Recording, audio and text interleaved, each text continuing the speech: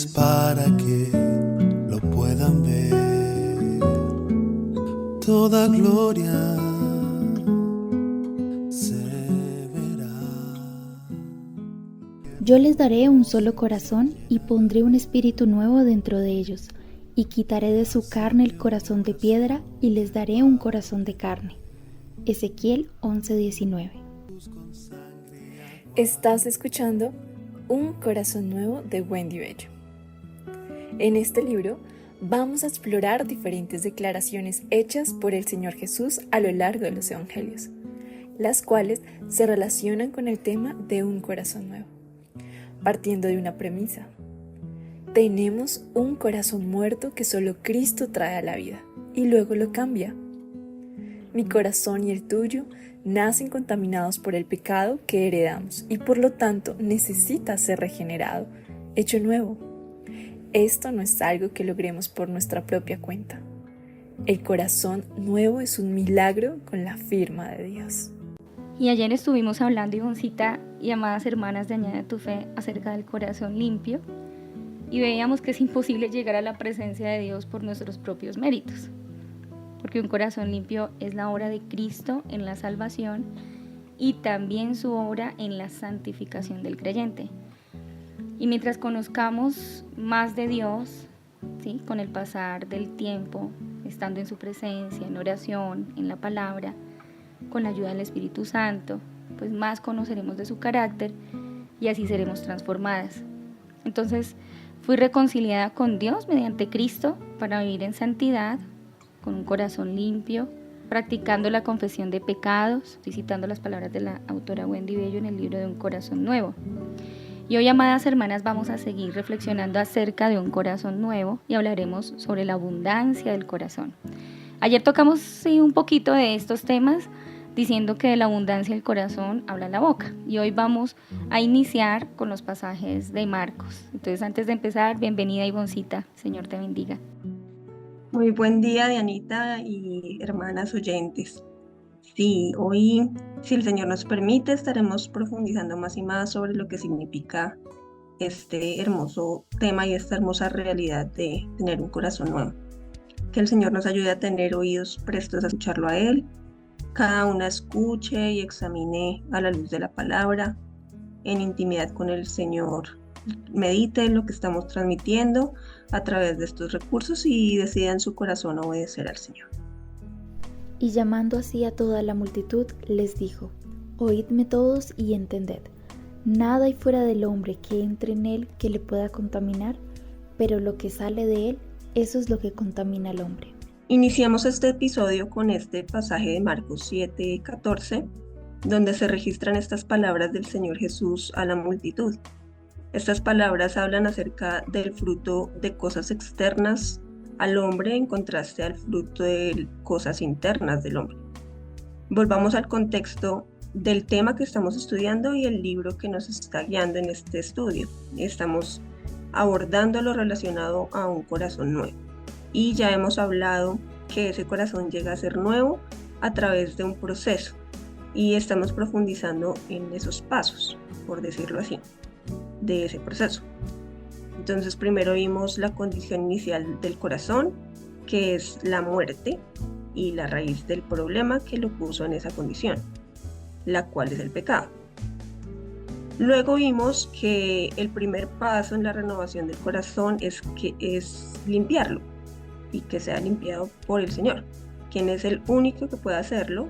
Y después vimos que ese corazón limpio sufre tropiezos en los cuales adquiere manchas que requieren ser expuestas por parte nuestra al Señor por medio de la confesión para obtener ese favor de su perdón y limpiando así nuevamente aquella suciedad.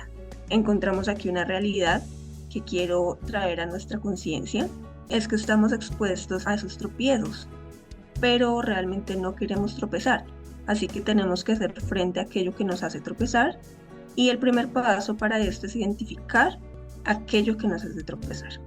Entonces, muy seguramente, de forma instintiva, miramos hacia los lados, hacia atrás, hacia adelante, para ver dónde está la piedra que nos hace tropezar. Pero es aquí donde cobra sentido este pasaje de Marcos 7:14 que leímos inicialmente. Jesús dijo que las cosas externas que entran al hombre no lo contaminan, pero lo que sale del hombre, y ahí implícitamente está diciendo que hay algo dentro del hombre que es lo que luego va a salir de él y que eso sí lo contamina. O sea, que ¿para dónde es que debemos mirar si queremos identificar aquello que nos hace tropezar? Aquello que aún mancha nuestro corazón. Bueno, pues según esto, no debemos mirar al exterior, ¿no? Ni arriba, ni abajo, ni atrás, ni adelante, sino que debemos revisar es el interior, nuestro corazón mismo. Y cuando Jesús menciona que lo que sale del hombre lo contamina, nos indica dos estados de aquello que nos contamina. Un primer estado es que aquello está aún adentro y el segundo estado es cuando esto ya ha salido. Y en ambos casos esto contamina, pero a lo que apunta es a que siempre hay una externalización de lo que hay en el interior y de esta forma se manifiesta la corrupción en actitudes, acciones contrarias al carácter del Señor. Esta es la señal. Así es como nosotros nos damos cuenta que hay impureza en nosotros. Cuando esto sucede, tenemos dos opciones.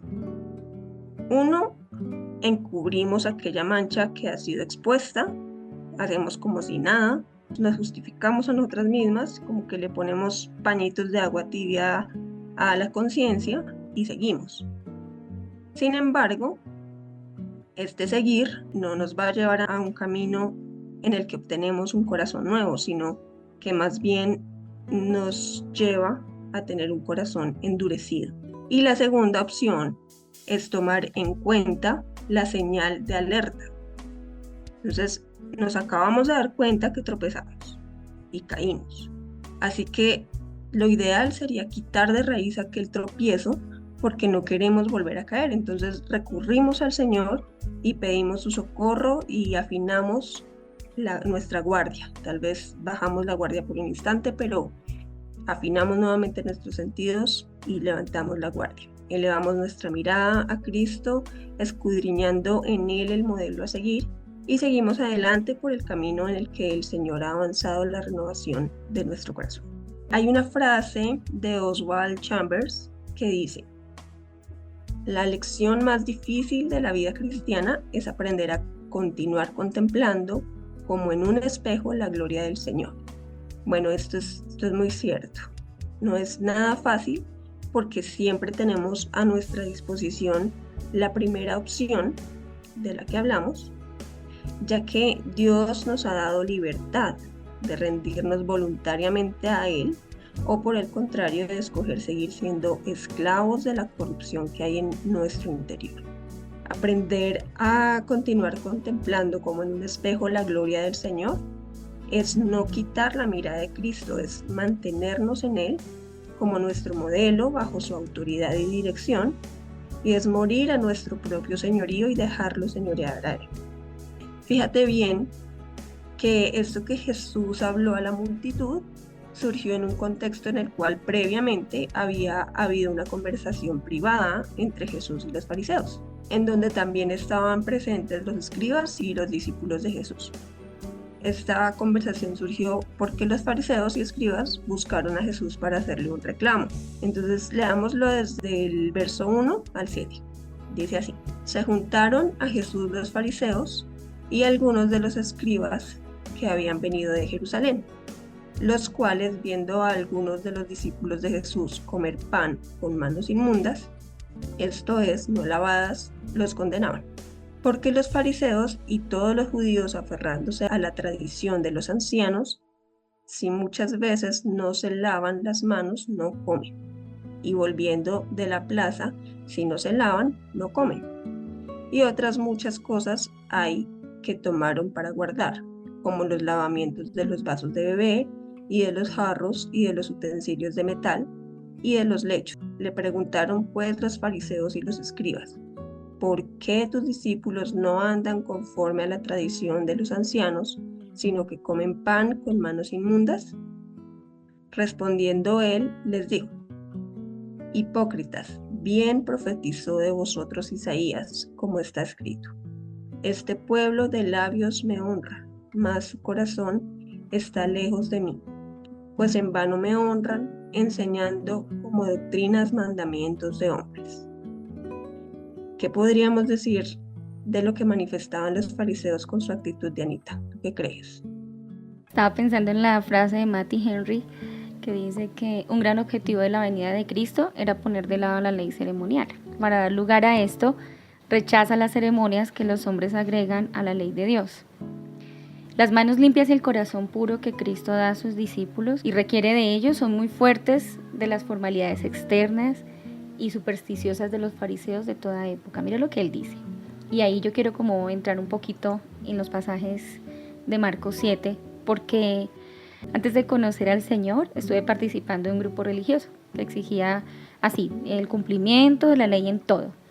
La enseñanza y su énfasis era todo en lo externo, es que debía vestirme con falda larga, que no podía usar aretes, no podía trabajar ciertos días de la semana, no podía comer algunas cosas, todo era puesto en el marco del pecado.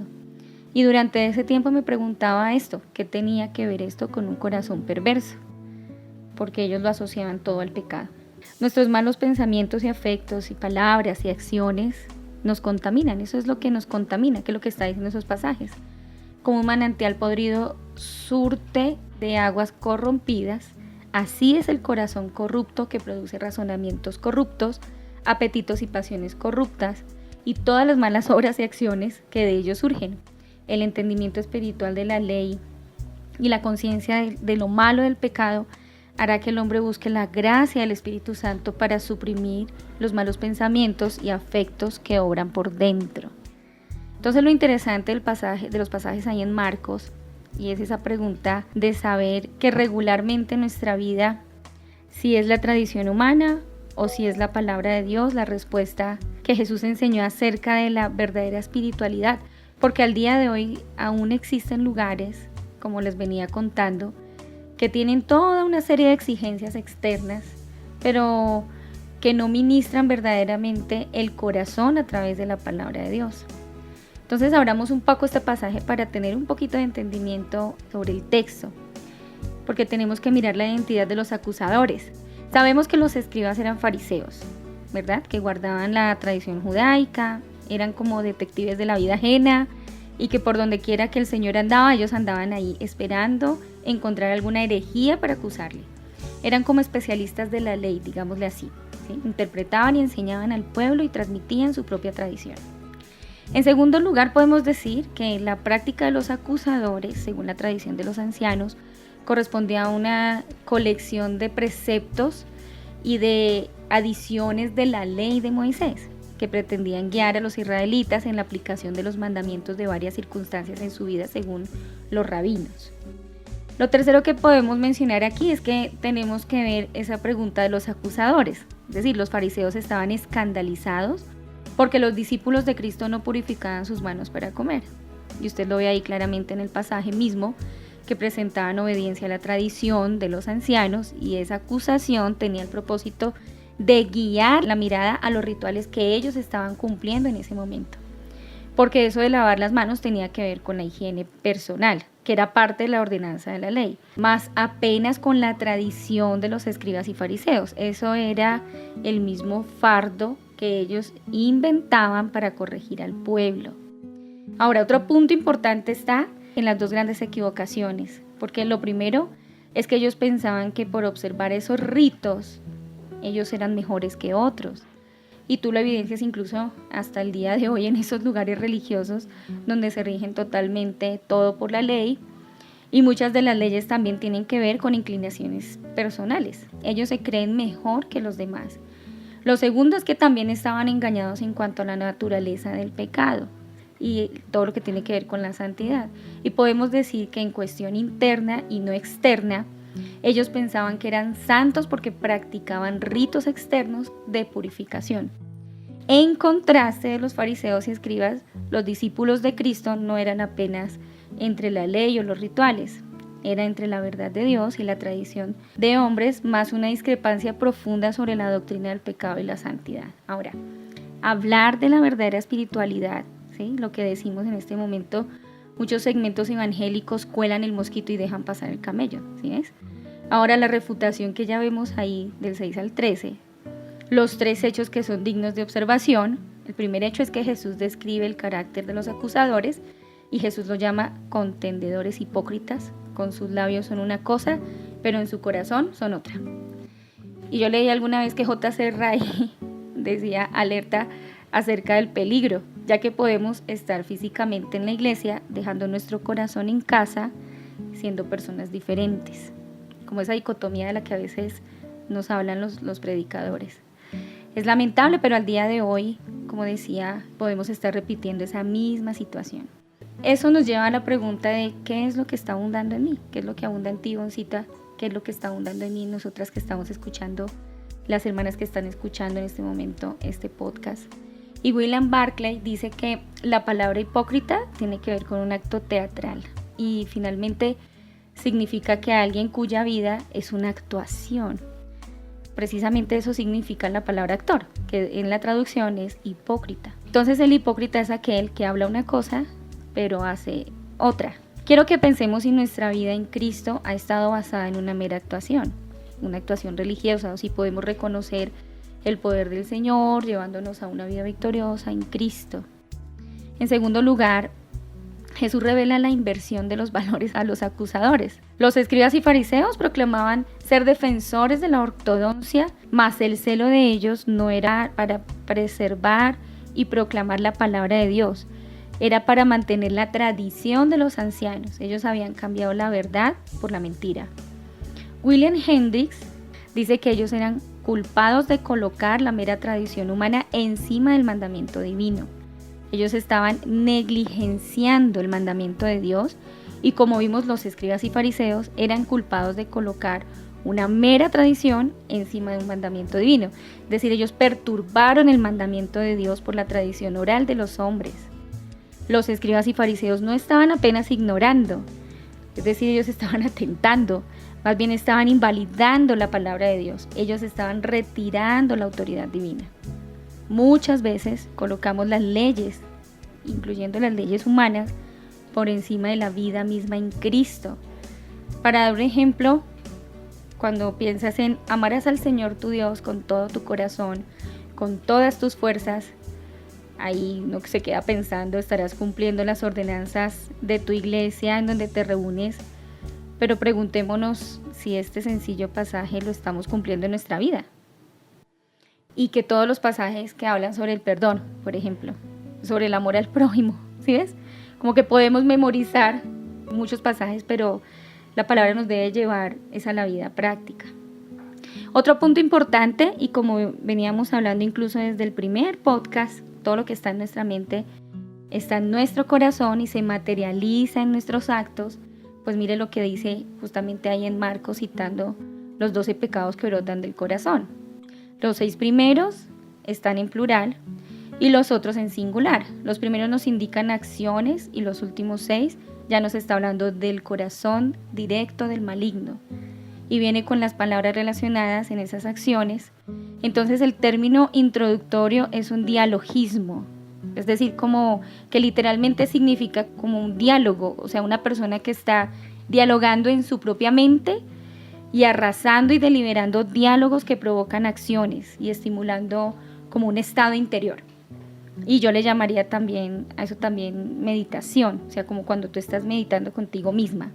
Entonces vemos que en los primeros 6 pecados está la prostitución, es decir, que indica el pecado sexual, en general todo el comportamiento sexual ilícito, pongámoslo todo en conjunto, sea dentro o fuera del matrimonio. La prostitución incluía también la pornografía, la fornicación, el adulterio, el homosexualismo, etc. Bueno, todo lo que tiene que ver con impureza sexual. Los frutos de la lengua, si las palabras hablan también de los homicidios, los adulterios, la avaricia, de la malicia, las artimañas del engaño, de la lascivia. Y la lascivia lo podemos conocer como un impulso pecaminoso de la lujuria. Bueno, y otros. Está también la blasfemia, ¿sí? Los mencionan también, la soberbia, la locura, y todo eso hace parte de los pecados del corazón. Un corazón nuevo, amadas hermanas, es un corazón que abunda en cosas diferentes que antes no teníamos. Hemos visto que Cristo nos regala un corazón nuevo mediante su obra de salvación y santificación. Ahora tenemos la responsabilidad de llenarnos de Cristo, de su palabra y buscar una comunión constante en Él. Cierro haciendo algunas preguntas que incluso la misma autora del libro nos deja. ¿Qué abunda en mi corazón? ¿De qué lo estoy llenando? ¿Qué es lo que cautiva mi corazón y determina mis acciones? ¿Qué es lo que más contemplamos? ¿Qué nos cautiva la mirada y luego el corazón? ¿En qué me estoy deleitando? Quiero dejar hasta ahí para que meditemos por unos minutos.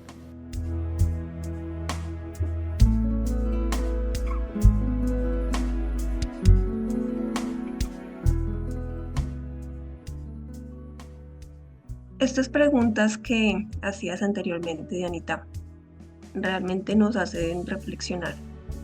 Meditar en esto es un buen ejercicio de vigilancia a nuestro corazón para descubrir su estado actual. Pero me gustaría sumar también, incluso las mismas preguntas, pero planteándolas hacia el futuro, para saber a dónde quiero llevar mi corazón. Por ejemplo, ¿qué irá abundando en mi corazón cada vez más? ¿De qué iré llenándolo día a día? ¿Qué será lo que me deleitará, lo que me cautivará, en lo que me gozaré? Pensar en el futuro, en ese progreso de nuestra vida cristiana, nos puede ayudar a fijarnos en la ruta que estamos tomando y que vamos a tomar para llegar a esa meta.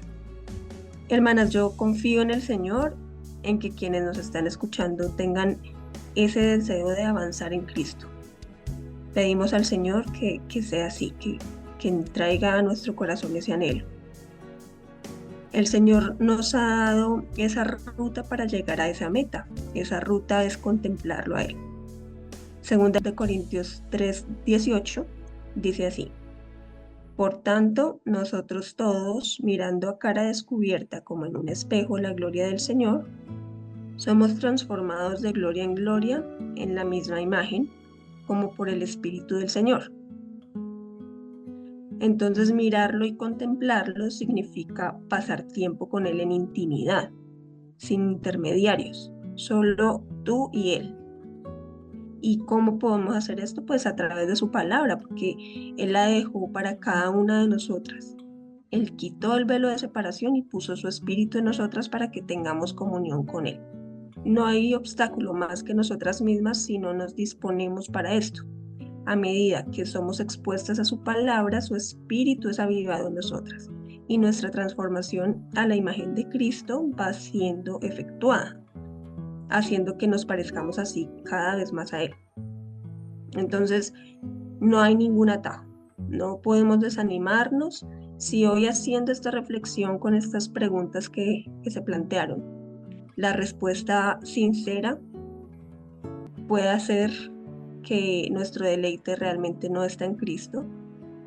No nos desanimemos, porque podemos alzar nuestra mirada a Él y pedirle su ayuda, porque Él también nos dijo en Filipenses 2:12-14, dice: porque Dios es el que en vosotros produce así el querer como el hacer, por su buena voluntad. Entonces empecemos creyéndole al Señor y confiemos en Él. Salmo 37, 3-4. Confía en Jehová y haz el bien, y habitarás en la tierra, y te apacentarás de la verdad. Deleítate a sí mismo en Jehová, y Él te concederá las peticiones de tu corazón.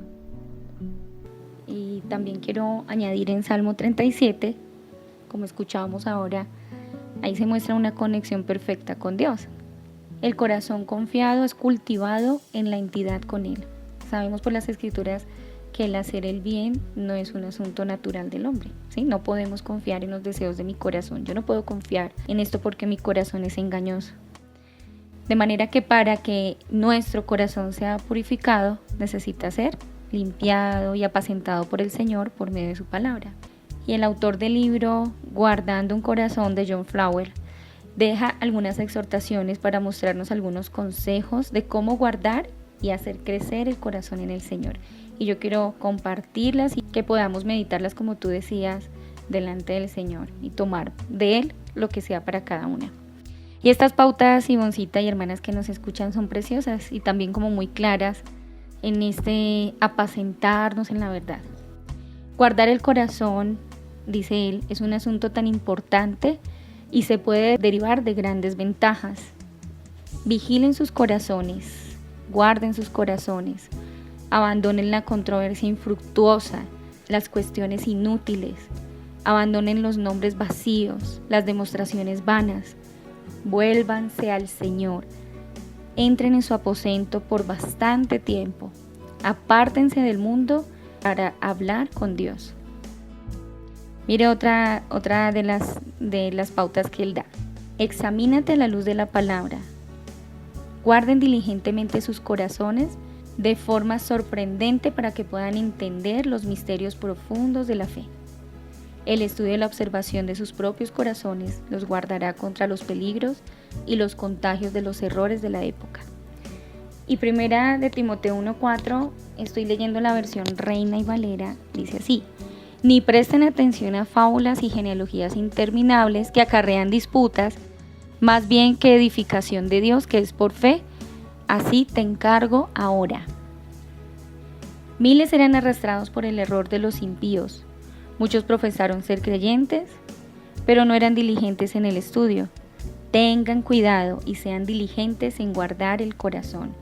Ningún hipócrita puede mantenerse en pie. Sea sincero, sea un creyente verdadero, aléjese de la falsedad. Son frases bien impactantes que si tú entras y te quedas meditando en ellas, pues lo que está tratando de hacer el hermano, como él dice, para guardar nuestro corazón y para cultivarlo en Cristo, es como no se permita ser un hipócrita. Búsquelo sinceramente, vaya sinceramente a la fuente de la verdad, ¿sí? No admita ninguna falsedad en usted. Si un corazón guarda finalmente todas las ordenanzas, los deberes serán provechosos, dulces y confortables. Busquen la preciosa comunión con Dios, acérquense a Él, tengan una disposición correcta en la meditación con Él. Y en Salmo 104:34, este salmo a mí me encanta porque cuando yo me acerco al Señor, Ivoncita, yo siempre estoy pensando en esto. Dulce será mi meditación en ti. Lo cantamos nosotros, ¿no? Incluso. Dulce será mi meditación en Él, yo me regocijaré en Jehová. La disposición del corazón que hace que perdamos todo nuestro consuelo en ordenanzas y deberes privados. Y él dice así, otra de los consejos que da el hermano, dice: cuide su corazón, vigílelo, guárdelo en las ordenanzas del Señor, tenga cuidado de perder la viveza y la dulzura de su comunión con Dios, no sea que de esa manera sus corazones sean separados del Señor. Hagan hábitos en sus corazones con meditaciones espirituales, líbrense de las distracciones. El que tiene la intención de guardar su corazón debe observar cuidadosamente sus primeras decadencias de Dios y detenerlas. Y en 2 Timoteo 2:16 y 17 dice que debemos evitar las palabrerías vacías y profanas, porque los dados a ellas conducirán más y más a la impiedad y su palabra, es decir, conversaciones, se extenderán como una gangrena. Cualquiera que desee guardar su corazón deben tener cuidado de sumergirse en tal multiplicidad de asuntos terrenales, ya que no pueden tratarlos sin descuidar un asunto principal. Equipen sus corazones con la abundancia de la palabra de Dios, que es su mejor protección contra el pecado. En mi corazón he guardado tus dichos para no pecar contra ti. Salmo 119:11.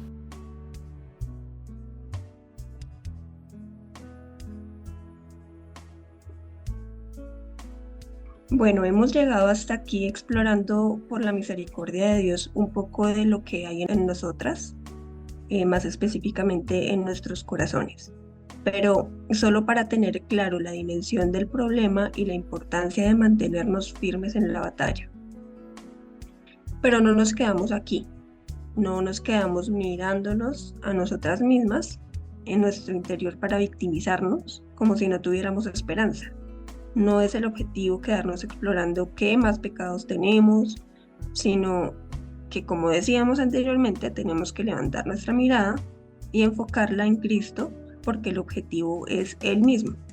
Entonces, más bien debemos profundizar en conocerlo a Él, porque en esto consiste la vida eterna, como nos lo dice Juan 17:3. Y esta es la vida eterna, que te conozcan a ti, el único Dios verdadero, y a Jesucristo a quien has enviado. Hemos recibido a Cristo, pero no le hemos conocido. Esto nos lleva a la vida eterna en cuanto a tiempo nos referimos, porque las riquezas del Señor son infinitas, pero también en cuanto a la meta, porque Él es el objetivo a alcanzar. Como decíamos, acercarnos a Él, dedicando nuestro tiempo intencionalmente con Él, nos transforma a su imagen y vamos entendiendo más y más quién es Él. Y vamos encontrando más y más sus riquezas hasta reconocer plenamente el tesoro inigualable que es Él.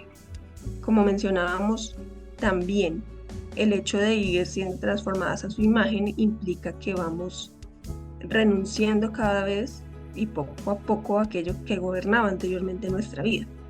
Y así vamos entronizando al Señor en nuestro corazón.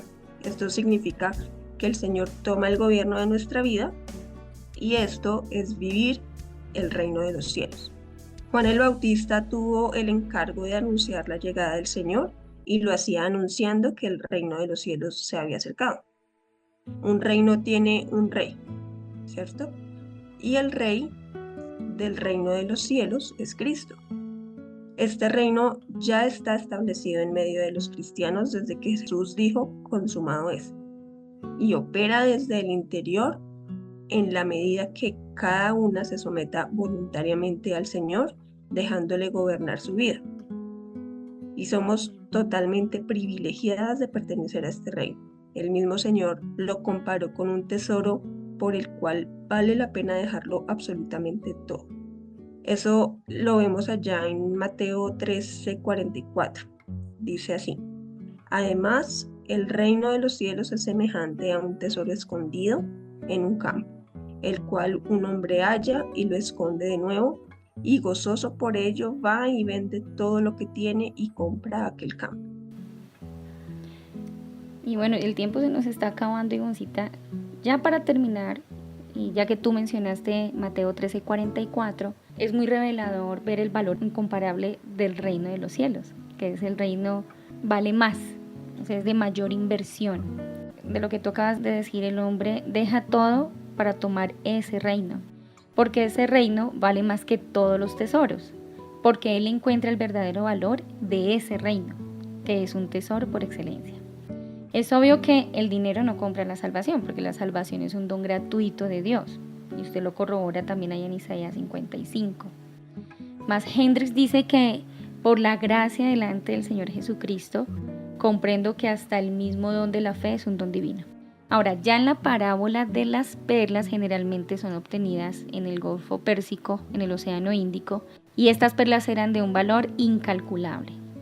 Y la parábola de la perla de gran valor, tiene el mismo significado que la parábola anterior del reino de los cielos, que es más valioso que las mejores perlas o los más ricos tesoros. Que invierte en el reino de los cielos es mejor y más sabio y más duradero que todas las inversiones que pueda tener el hombre en la adquisición en esta tierra. ¿Qué es lo más valioso en tu corazón? Como nos veníamos con las preguntas anteriores. Y entonces ahí voy a leer una corta porción del libro. Dice la autora: ¿cuál es mi verdadero tesoro? ¿Es Cristo? ¿O es Cristo y algo más? ¿Cristo y mi familia? ¿Cristo y mis logros? ¿Cristo y mi ministerio? ¿Cristo y mi estabilidad económica? ¿Cristo y...? Pongo puntos suspensivos para que tú examines y puedas colocar ahí. Y algunas de las hermanas que nos están escuchando de pronto están pensando, bueno, hermana, entonces explíqueme bien porque ¿de qué se trata el reino de los cielos? ¿O será que se trata de que vamos a dejar todo y que nos vamos a volver monjas? ¿O que nos vamos para un monasterio y que nos dedicamos únicamente a estudiar la palabra, a orar y a esperar que Cristo vuelva?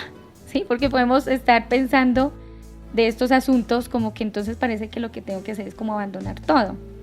Hermana, entonces esto es la verdadera vida cristiana.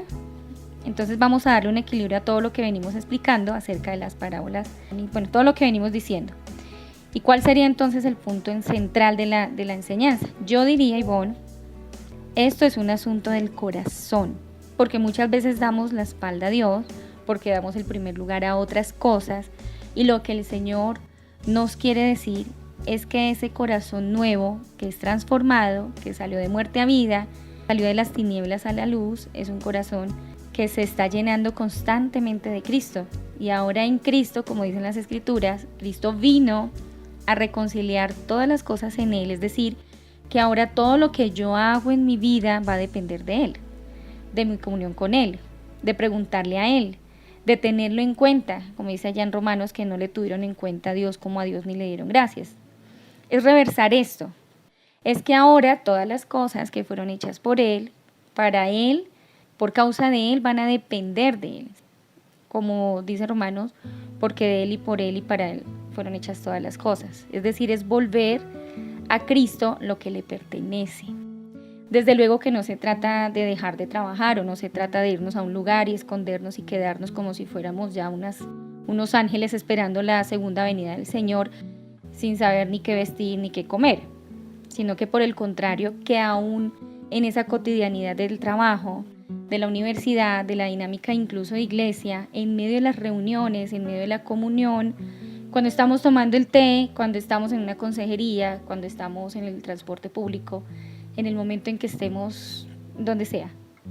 No solamente en el lugar secreto el Señor sea glorificado, sino en todos los demás espacios también. Todos nacemos con un corazón muerto a causa del pecado. Solo mediante la obra salvadora de Cristo, un corazón muerto puede cobrar vida. Yo no lo puedo hacer. Llegar a tener un corazón completamente nuevo es un proceso que vivimos de este lado de la eternidad. Estás escuchando el podcast de Un Corazón Nuevo de la autora Wendy Bello. Con la ayuda de Diana Ramírez e Ivonne Alvarado, queremos animarte a comprar tu libro y participar a otras mujeres de este estudio. Abundemos en nuestros corazones en la palabra de Dios, como dice Colosenses 3:16. En el amor, como dice en 1 Tesalonicenses 3:12. En las virtudes, como dice 2 Pedro 5-8. En la obra del Señor, como dice 1 Corintios 15:58. En las buenas obras, como dice en 2 Corintios 9:8.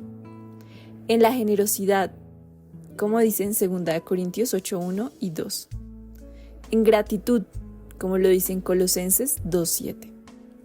En conocimiento y discernimiento, como lo dice en Filipenses 1:9 y 10. Si nuestro corazón está lleno de todo esto, nuestra vida lo reflejará. Nos vemos mañana en la siguiente emisión. Conéctate cada día con Añade a tu Fe y participa de nuestros estudios. Que nuestra vida sea renovada por medio de la renovación de nuestro entendimiento. Y comunión, manifestando la gloria de Dios Padre.